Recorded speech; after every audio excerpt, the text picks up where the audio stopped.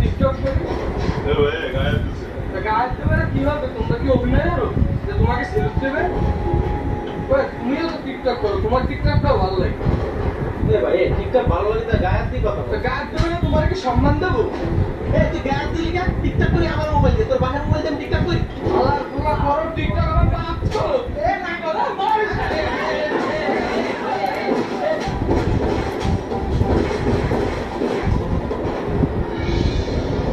1000 টাকা নোট আলাদা করো আর 500 টাকার নোট আলাদা করো। 500 টাকার নোট আগে ধরো, এটি সরাও,